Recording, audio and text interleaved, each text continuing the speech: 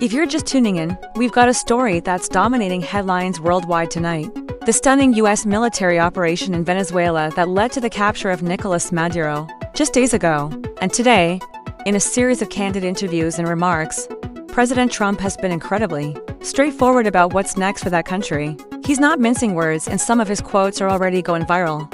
Let me take you through what he said because it's bold, it's direct, and it's raising a lot of eyebrows. In one interview, this was aboard AF1, I believe, talking to reporters, the president was asked point-blank about the leadership vacuum in Venezuela after Maduro's removal and the quick swearing-in of interim leader Delcy Rodriguez as acting president. The question came up multiple times: who's really in charge now? Is Rodriguez running things, or what? And Trump didn't hedge. He said it outright, not once, not twice, but several times: we're in charge. He repeated it for emphasis: we're in charge. When pushed on whether he'd spoken directly to Rodriguez or given her any guarantees, he said no. He hadn't personally, but other people had, and then hammered it home again: it means we're in charge. He went on to paint a vivid picture of Venezuela's current state, calling it a dead country economically, devastated by years of mismanagement under Maduro. Hyperinflation, crumbling infrastructure, oil production at rock-bottom levels despite having the world's largest proven reserves. Trump said the U.S. is stepping in to fix all that, and the top priority isn't jumping straight to elections, it's stabilization first. Here's where it gets really interesting on the economic side.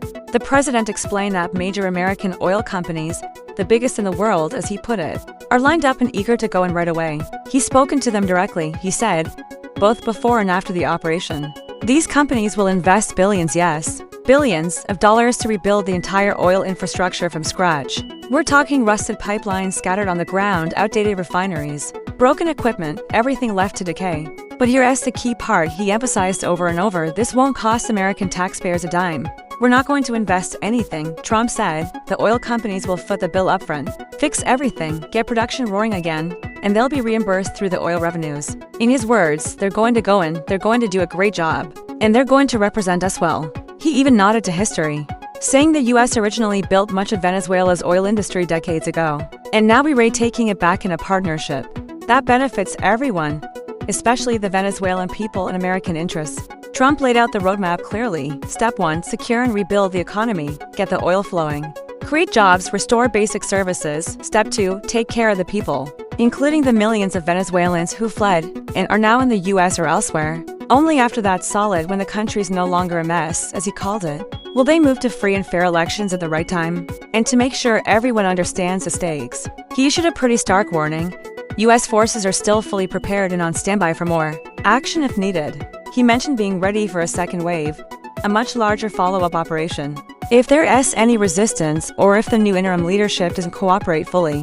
When asked about Rodriguez specifically, he said things have been very nice so far and she's cooperating, but he didn't rule out consequences if that changes. He tied the whole thing back to bigger picture issues, invoking the Monroe Doctrine, calling Venezuela a sick neighbor in America's backyard. That's been a source of drugs gangs like Nicaragua and mass migration for too long. This, he said, is about national security, stopping the flow of deadly fentanyl and cocaine, and turning a threat into an opportunity.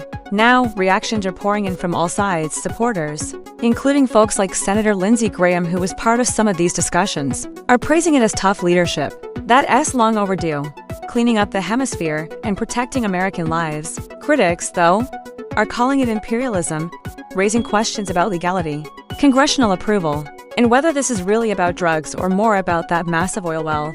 International response is mixed too, some allies quietly supportive, others like Iran and Cuba condemning it strongly. And down in Caracas, Rodriguez has struck a more cooperative tone lately, talking about peace and dialogue. But the situation on the ground remains fluid. Whatever side you're on, there's no denying this is a historic moment. President Trump, in his own unfiltered style, has made it crystal clear: the United States is taking the lead in Venezuela's future, economically, strategically, and for the time being in charge. Will be tracking every development, including Maduro's upcoming court appearance in New York and any signs of that promised oil revival. That's our top story tonight. Stay with us, we've got expert analysis coming up right after the break, plus reaction from Capitol Hill. Thanks for watching.